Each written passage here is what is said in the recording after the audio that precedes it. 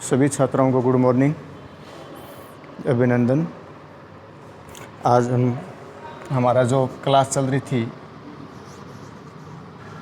Class 9 math, और जो exercise हमने स्टार्ट कर रखी है प्रश्नावली 1.5 के कुछ क्वेश्चन हमने कर लिए थे। आज हम क्वेश्चन संख्या 4, ध्यान से समझना है, अच्छा क्वेश्चन है। चौथे क्वेश्चन दे रखा है, संख्या रेखा पर अंडरूट 9.3 को निरूपित कीजिए। संख्या क्या है? संख्या रेखा पर, तो संख्या रेखा पर अंडरूट 9.3 को निरूपित कीजिए।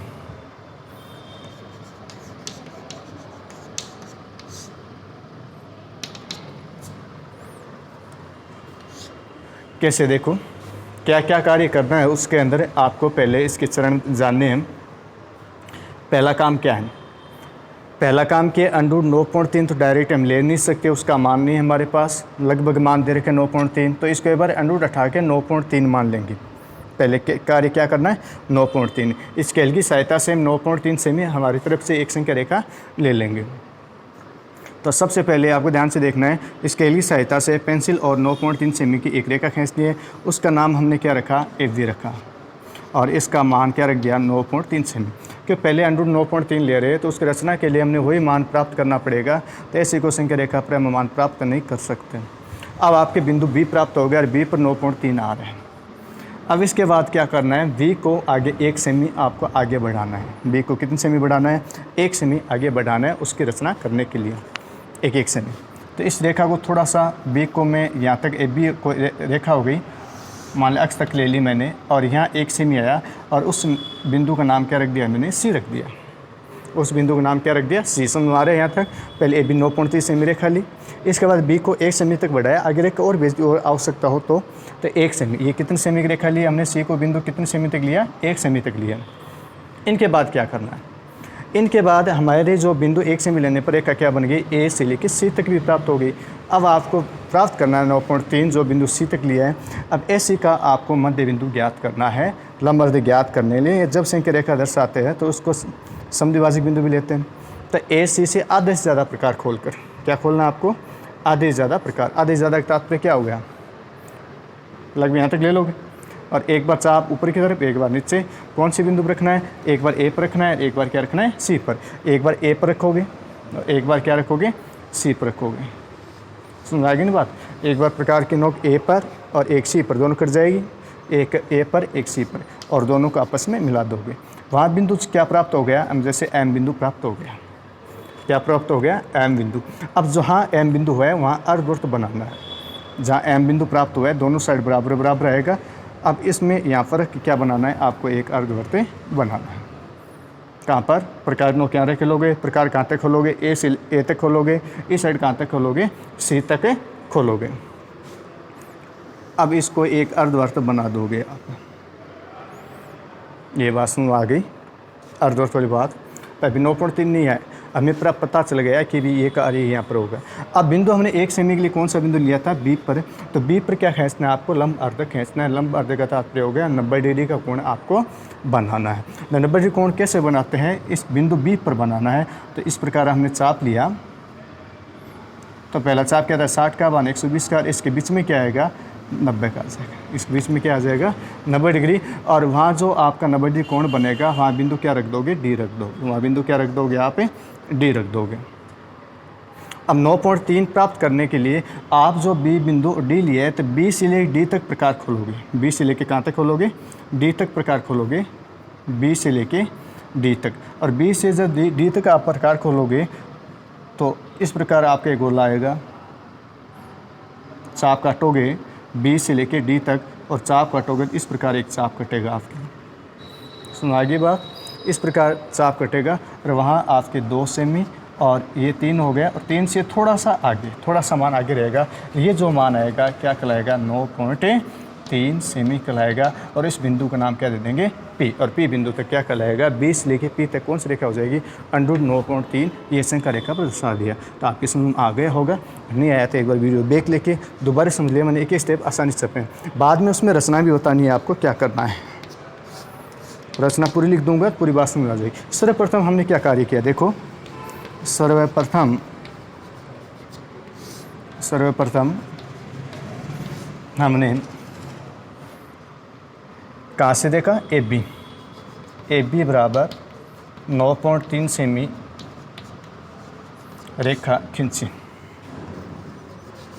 ये काम किया था नंबर 1। दूसरा काम क्या किया, बी को 1 सेमी तक बढ़ाया, बी को 1 सेमी तक बढ़ाया, ये काम किया था। और इसको हमने बी तक बी रेखा खींचा और इसको कहाँ तक बढ़ा दिया, एस तक बढ़ा दिया। बन बी को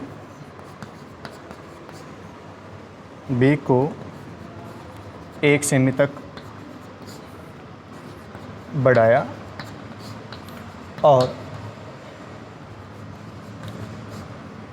कौन सा बिंदु अंकित किया हमने, सी बिंदु अंकित किया और बिंदु सी अंकित किया, यही कार्य किया था,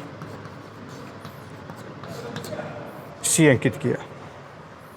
नंबर 3, इसके बाद क्या कार्य किया था, AC का मध्य बिंदु M ज्ञात किया।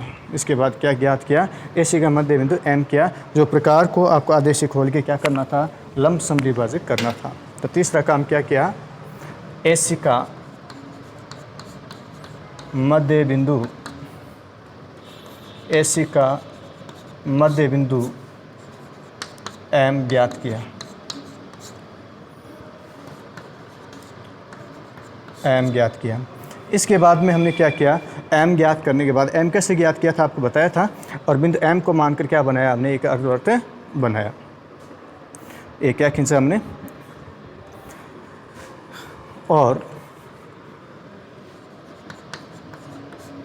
व्यास AC मानकर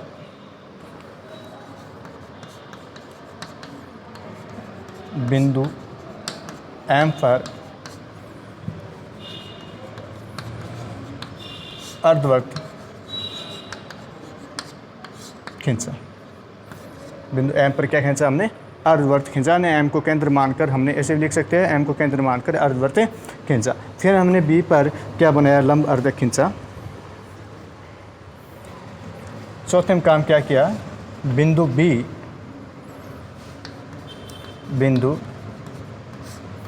B को केंद्र मानकर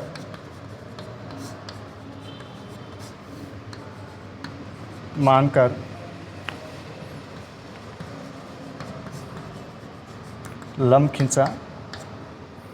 और फिर हमने बिंदु B से जहाँ हमने लंब अर्धक बनाया था, तो बिंदु B से BD त्रिज्या मानकर, BD त्रिज्या मानकर चाप खींचा। BD को त्रिज्या मानकर क्या खींचा, चाप, और वहाँ बिंदु क्या अंकित किया हमने, P अंकित किया, और वहाँ बिंदु P अंकित किया। जहाँ चाप खींचा वहाँ हमने P अंकित किया, और P बिंदु क्या दर्शाता है आपको, √9.3 सेमी की रेखा दर्शाता है। और बिंदु P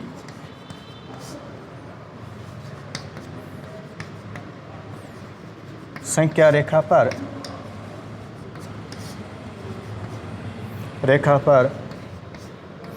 √9.3 को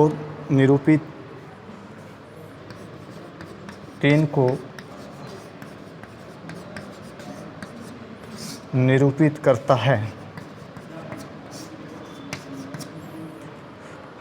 √9.3 को निरूपित करता है। तो पूरा समझ में आ गया होगा। अच्छा क्वेश्चन था, लंबा था। अब आगे जो क्वेश्चन हम बताने वाले अति इम्पोर्टेंट क्वेश्चन है, परीक्षा के अंदर 100% आएगा, ये ध्यान रखना आपको, डिटेगा नहीं 100% तक, ये देखना आपको। अच्छा क्वेश्चन है अगला, मिटा दूँ, स्क्रीनशॉट लेना या वीडियो को रोक कर उतार लेना, क्यों इसमें जाते रख नहीं सकते।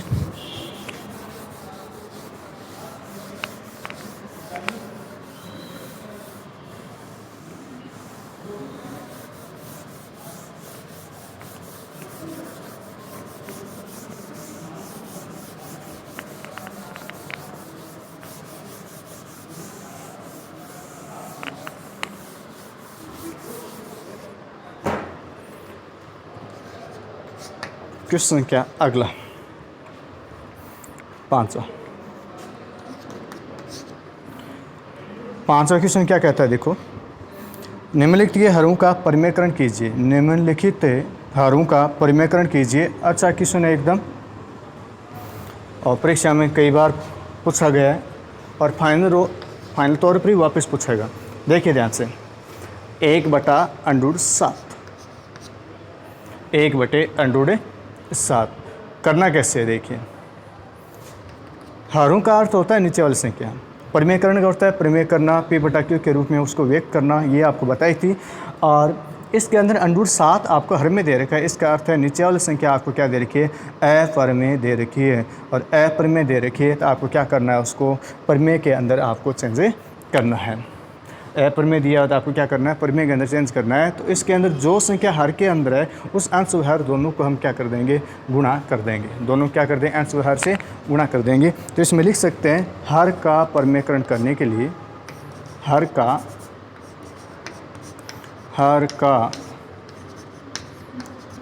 परिमेयकरण करने के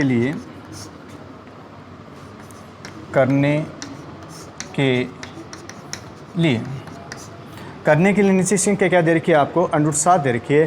तो √7 को हमेशा जो तुल्य में इनसे गुणा करते हैं उसी प्रकार उसको गुणा करना है आपको, दोनों को समान संख्या से आपको इंटू करके करना है। तो √7 को अंश व हर से गुणा करने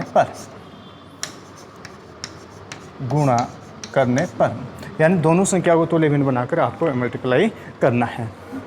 तो देखिए, 1/√7 गुणा √7/√7, यानी अंश से भी इंटू करना है और हर से भी आपको इंटू करना है।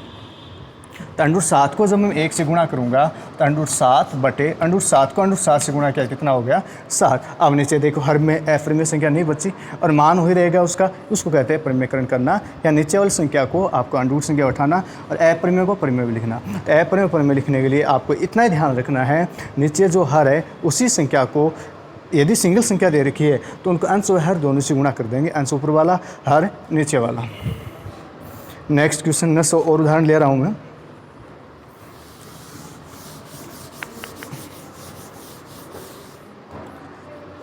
अगला देखिए, नंबर 2, 1/√7 माइनस √6। ध्यान से देखना, अब उसमें डबल संख्या आ गई है, डबल संख्या आ गई तो हमें क्या करना पड़ेगा, कार्य हो ही करना है, वापस लाइन हो ही लिखनी है, हर का परिमेयकरण करने के लिए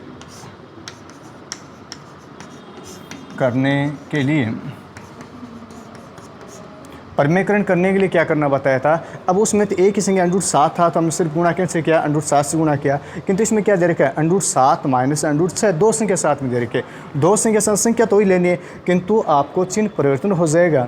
चिन्ह परिवर्तन का तात्पर्य क्या हो गया, यदि माइनस का है तो प्लस ले लेंगे और प्लस का क्या ले लेंगे, माइनस, यानी धनात्मक है मान है तो ऋणात्मक लेना है, और ऋणात्मक है तो क्या लेना है, आपको धनात्मक मान लेना है। तो हर का परिमेयकरण करने के लिए जो संख्या सेम टू सेम है, √7, किंतु माइनस के स्थान पर आपको चिन्ह किसका लेना है, प्लस का लेना है, और प्लस होगा तब क्या लेना है, आपको माइनस लेना है। तो √7 प्लस √6 को अंश व हर से गुणा करने पर, अंश व हर से गुणा करने पर। देखो हम गुणा करेंगे इसको, तो 1/√7 माइनस 1/√7 माइनस √6 गुणा √7 माइनस क्या है, तो हमें क्या लेना है, प्लस लेना है √6, √7 प्लस √6। कोष्टक बंद कर लो कि गुणा के अंदर आ जाएगी। अब इसको मल्टीप्लाई कर दीजिए। जब आप मल्टीप्लाई करोगे तो जब 1 से हम गुणा करते हैं तो वापस वही संख्या आएगी, तो 1 से गुणा करेंगे तो वापस क्या आएगा, √7 प्लस √6। अब आपको पता है एक माइनस का है, एक क्या है प्लस, यहाँ धनात्मक ऋणात्मक दे रखे हैं, तो आप सूर्य संख्या क्या लगाते हैं, a + b a - b a² minus b²। बाद में मैंने आपको गुणा करना ही बताया था, अपरिमेय संख्याओं को किस प्रकार गुणा करते हैं और परिमेय संख्याओं को किस प्रकार गुणा करते हैं। तो √7 को जब √7 से गुणा करेंगे तो क्या बन जाएगा, पूरा 7 बन जाएगा। √7 को जब √7 से गुणा करेंगे तो पूरा क्या बन जाएगा, 7 बन जाएगा। इसी प्रकार हम √6 को √6 से गुणा करेंगे, चिन्ह किसका है बीच में, माइनस का, और √6 को √6 से मल्टीप्लाई करेंगे तो क्या हो जाएगा, 6। पीछे हमने क्वेश्चन सीखे थे इसको गुणा करने वाला, याद होगा आपको।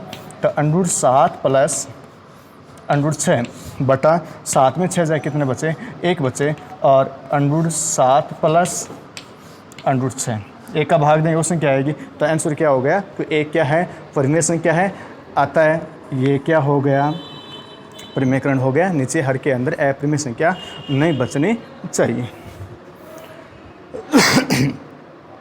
इसी के अंदर आपको नेक्स्ट दे रखा है,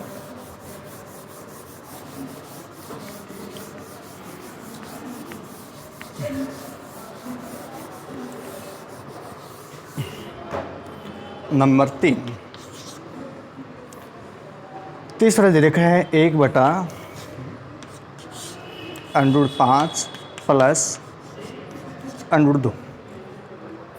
तो वो क्या था, ऋणात्मक मान था, और ये वाला क्या आपको धनात्मक मान दे रखा है। तो ऋणात्मक और धनात्मक में फर्क इतना ही है। अब यार धनात्मक है तो हम क्या ले लेंगे, ऋणात्मक मान ले लेंगे। तो कार्य हुई करोगे वापस हर का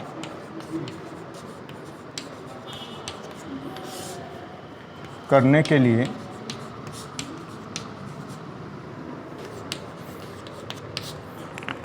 कार्य क्या करना है, वापस √5 प्लस √2, इनको √5 प्लस का क्या कर देंगे, माइनस √2 को अंश व हर से गुणा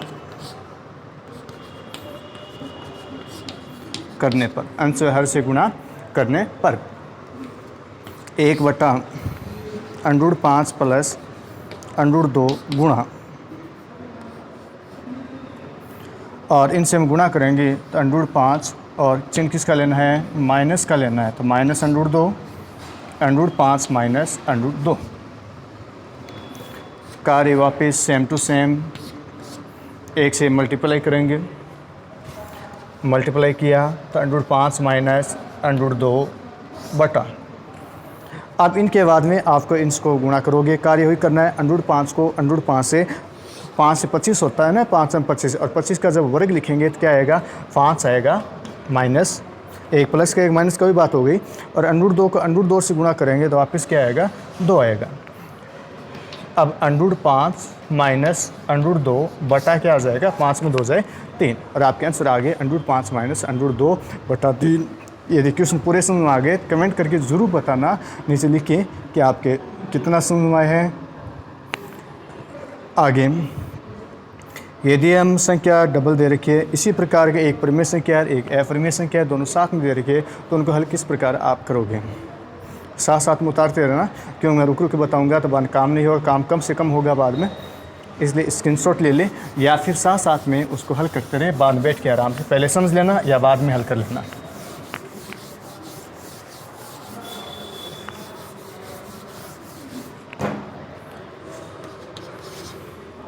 नेक्स्ट क्वेश्चन आगे आपको दिया हुआ है 1/√7 माइनस 2,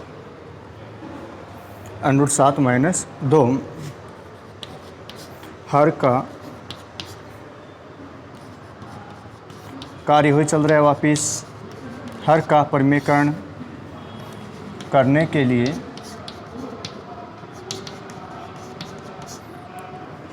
कार्यवाही करोगे वापस करने के लिए अंडर 7 है तो माइनस के स्थान क्या ले लोगे, अंडर 7 प्लस प्लस का 2। अब 7 अंडर में 2 बिना अंडर में, ये ध्यान रखना आपको, को अंशवें हर से गुणा करने पर, यदि हम गुणा करेंगे 1/√7 माइनस 2 गुणा √7 माइनस के स्थान पर +2 √7 + 2 और 1 से इंटू किया। अब देखो √7 को √7 से किया 7 माइनस, अब इनको में 2 ही नहीं रखेंगे तो इसके अंदर अंडर नहीं है, सीधा गुणा हो जाएगा, वर्ग निकालने की आवश्यकता नहीं पड़ेगी। इसको 2 को 2 से गुणा कर देंगे, 2 को 2 से गुणा किया तो क्या हो गया 4 हो गया। तो √7 + 2, 7 में 4 जाए क्या बच के 3। इस प्रकार आपके हरों का परिमेयकरण करना समझ में आ गया। इनके जो उदाहरण हैं वो भी आपको पूरे हल करने हैं, किस प्रकार हल करने हैं वो पूरे देखने हैं, आपको पूरे देखने हैं, उदाहरण जितने भी है वो पूरे करने। थोड़ी बात हम 1.6 से रिलेटेड करेंगे। 1.6 प्रश्नावली जो 1.6 दे रखी है वो आप 8th क्लास में पढ़ चुके हों, तो थोड़ी सी बात कर ले, कोई दिक्कत नहीं हो रही। सूत्र आपने सीखे थे 8th क्लास के अंदर, उसी प्रकार है, same to same.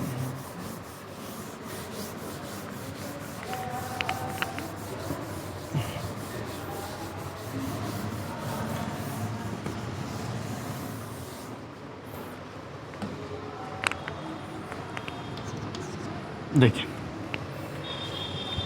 8th class में आपने कुछ रूल सीखे थे, याद होंगे आपने। गुणा दे रखा है, आधार दे रखा है, कैसे ज्ञात करना है। तो उचित गुण जो आपने सीखे थे, मान लिया आधार समान है, सूत्र थे ना, एक बार 2-4 सूत्र लिख लेना, मैं लिख रहा हूँ। m गुणा an, तो आप घातों क्या करते थे, जोड़ते थे। बाद में आपने सीखा था भाग, तो घातों आप लोग घटाते थे।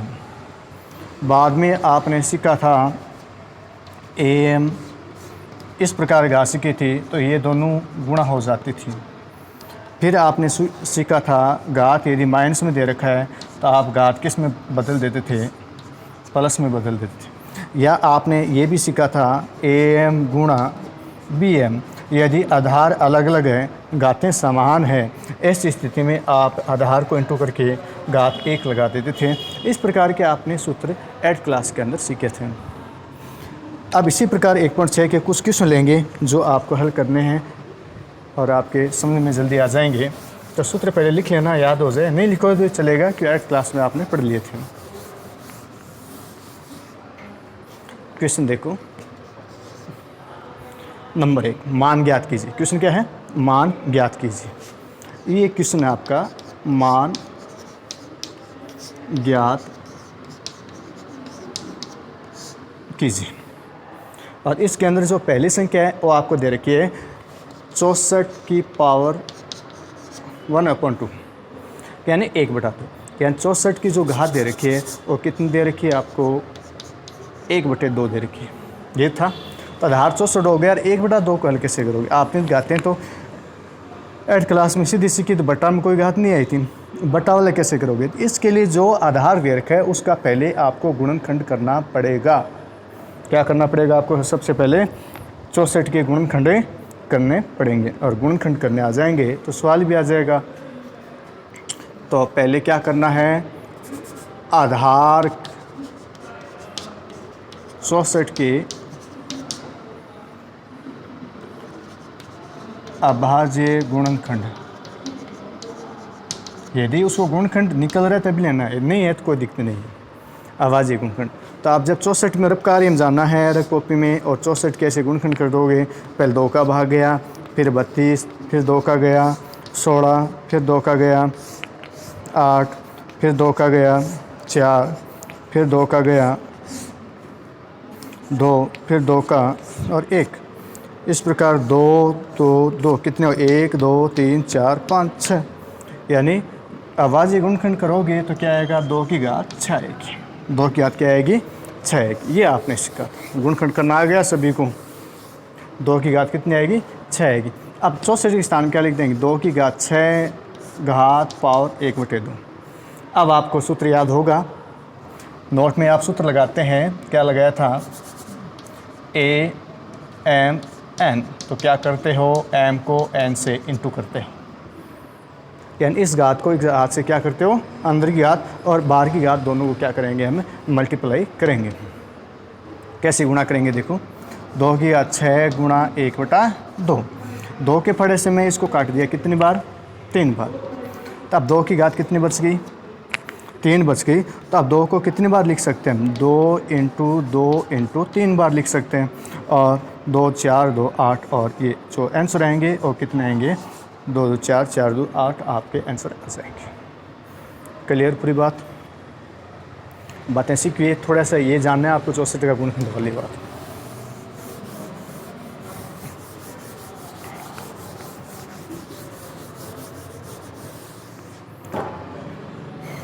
बाद में एक संख्या और देख रहे हैं, बाद में नहीं बताने होगा,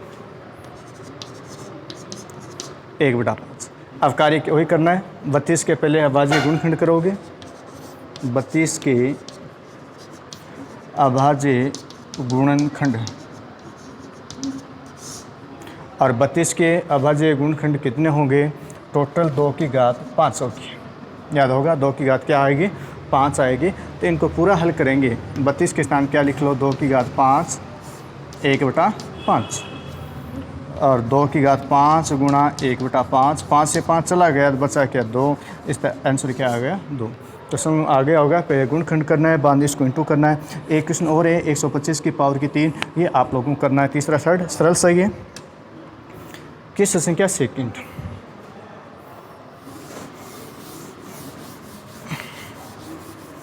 किस संख्या सेकंड दे रखा है आपको। सेकंड ये भी है, मान ज्ञात कीजिए, नंबर 2 लगाया है केवल, उनकी जैसा ही है। और मान ज्ञात कीजिए, पहले दे रखा है 9 की power 3/2। Question same to same है, तो करना क्या है, उसके क्वेश्चन की वही बात लिखनी है आपको। क्या पहले आपको गुणनखंड करना है, किसका गुणनखंड, 9 का गुणनखंड। तो 9 का अभाज्य गुणनखंड, अभाज्य गुणनखंड। और 9 का गुणनखंड कितना होता है, 3 × 3, या फिर क्या लिख सकते हैं, 3 की पावर 2, 3 की पावर 2। हल कैसे करना है, 3 की पावर 2 3/2। फिर क्या करना था, 2 गुणा 3/2, इनसे इंटू करना है। तो 2 से 2 गया, 3 की घात कितनी बची, 3 बची। 3 को कितनी बार, 3 बार, 3 गुणा 3, 3 3 9, 9 3 27।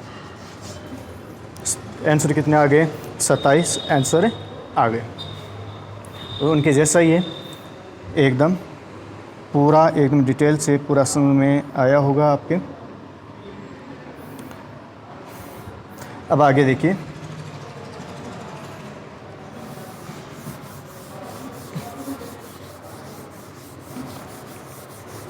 अगला इसी की सेकंड है, 32 की पावर 2/5। सेम टू सेम ऐसे क्या चेंज किया है, अभी आपने 1/5 वाला सीखा था। अब इसके अंदर आपको क्या दे रखा है, 2/5 दिया हुआ है। तो पहले आपको क्या करना है, 32 का अभाज्य गुणनखंड करना है। 32 का अभाज्य गुणनखंड करना है। तो अभाज्य गुणनखंड करेंगे तो 32 का गुणनखंड अभी बताया था, 2 कितनी बार आएगा, 5 बार आएगा। 2 की घात घातांक के रूप में आपको लिखना है।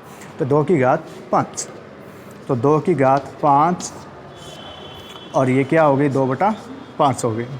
तो 2 की घात 5 गुणा 2/5, 5 से 5। अब आपके 2 बच गया, 2 पर लिखो। 2 की घात 2 बार हो गई, तो 2 गुणा 2, और इसके जो आंसर आएंगे वो कितने आ जाएंगे, 4 आंसर आ जाएंगे। क्लियर है एकदम।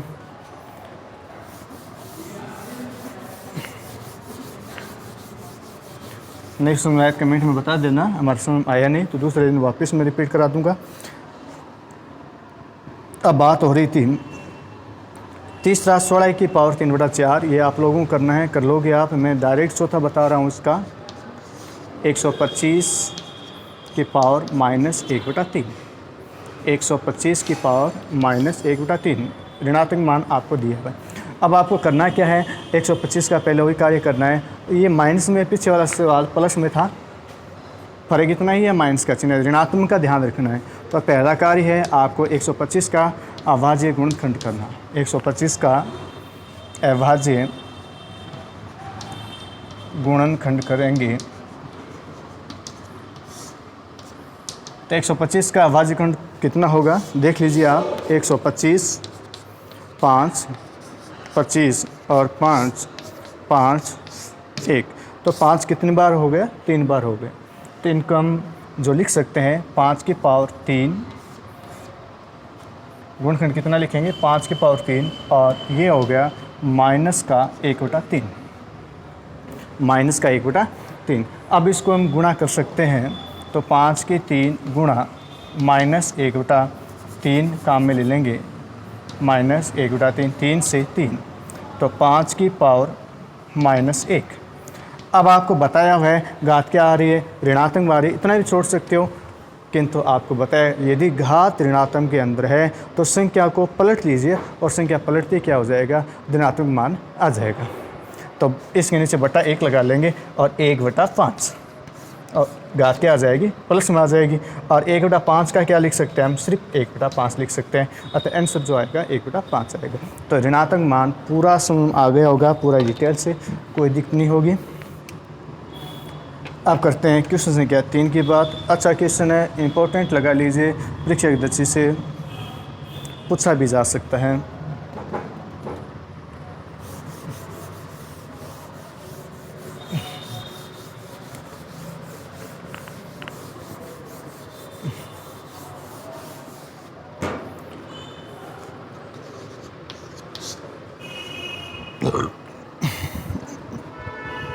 सरल कीजिए। क्वेश्चन क्या दे रखा आपको, मान ज्ञात करने के तात्पर्य पूरा मान निकालना है, सरल का तात्पर्य आप घातांक को हल नहीं करना है, उतना ही आप छोड़ दोगे। तो क्वेश्चन क्या 1 में आपको दे रखा है, ध्यान से देखना है, 2 की घात 2/3 और 2 की घात 1/5, बीच में बिंदु है। ये बिंदु किस लिए है, आपको गुणा के लिए दे रखा है, और गुणा करके बाद में आपको पूरा ज्ञात करना है। बीच में गुणा के चिन्ह है, दोनों आधार आपको समान दे रखे हैं, तो आपका जो सूत्र बनता है a की घात n गुणा a की घात n, और हम क्या कार्य करते हैं, m प्लस n काम करते हैं, m प्लस n काम करते हैं, और इनको हल कर सकते हैं हमें 2 की घात 2/3 प्लस 1/5। आधार दोनों में से एक ले लेंगे, जैसे आपने 8th क्लास के अंदर आप लोगों ने किया था। तो आधार एक ले लेंगे, बाद में दोनों को हम जोड़ लेंगे। अब क्या करना है, इसके अंदर आपको लघुत्तम ज्ञात करना है। 3 और 5 के अंदर आपको क्या ज्ञात करना है, लघुत्तम ज्ञात करना है। 3 और 5 के एलसीएम कितने आते हैं, 15 आते हैं, आपको सिखाया गया है 8th क्लास के अंदर। और 3 का भाग देंगे 5 बार, 5 को 2 से किया 10, और 5 को 3 से किया 3 बार, तो 2 की पावर 10 और 3 कितने हो गए, 13/15। आगे हल नहीं करना है उसको, कि हल नहीं होगा आगे, तो 13/15 हो गया। आ गया होगा समझ में पूरा एकदम।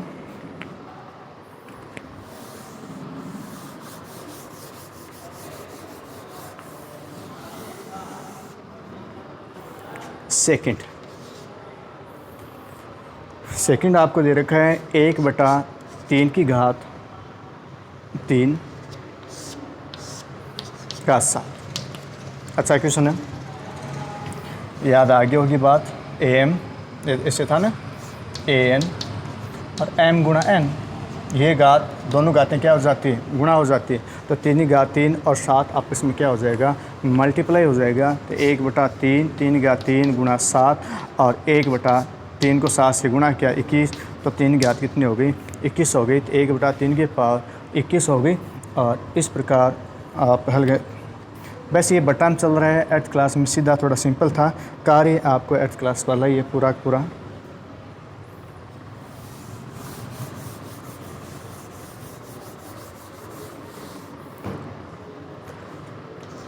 तीसरे क्वेश्चन का 3 नंबर क्वेश्चन, ये आपको दे रखा है 11 की पावर 1/2, 11 की पावर 1/2 और 11 की पावर 1/4। संख्या बटा में है, बटा माते भाग हो जाता है और भाग के अंदर हम क्या करते हैं, संख्याओं को घटाते हैं। भाग के अंदर संख्याओं को घटाते हैं। आपको याद होगा am की घात an याद है आपके m-n, भाग हो चाहे बटा हो, बात एक ही है, घातों को माइनस कर दिया जाता है यदि आधार 1 है। तो 11 और घटाना क्या है, 1/2 में से 1/4 को घटाना है, 2 और 4 कैलसी में ले लेंगे 4, तो फिर 2 का भाग देंगे तो 2 बार आ गया और 4 का भाग गया 1 बार आ गया। तो 11 और 2 में से 1 जाए कितने बचे, 1/4। पावर को ध्यान से रखना, थोड़ा सा ऊपर लगा के रखना है। तो 11 की पावर कितनी आ गई, 1/4 आ गई। इसी प्रकार इसका 4 नंबर क्वेश्चन दे रखा है 7 की पावर 1/2 और 8 की पावर 1/2, ये आपको दे रखा है। तो इनको करने के लिए आपको बताया था कि बीच में गुणा का चिन्ह है किंतु आधार दोनों अलग अलग है। तो am गुणा bm आपको बताया था abm, ये आपको बताया था। पहले आधार को इंटू कर लेंगे, आधार क्या हो गया 7 गुणा 8 और पावर होगी 1/2 और 7/56। इसको हम 1/2 का भाग मत दे देना क्योंकि अन्य 28 हो जाएंगे। आपको इतना ही छोड़ना है, 56 की पावर 1/2। इसी के साथ आपकी प्रश्नावली संख्या पहले पूरी हो गई है और आगे हम नई प्रश्नावली नेक्स्ट क्लास के नई प्रश्नावली स्टार्ट करेंगे। तो पहले प्रश्नावली दोबारा भी हल करनी है, जो नहीं समझ में आए कमेंट करके बता देना ग्रुप के अंदर। धन्यवाद सभी को।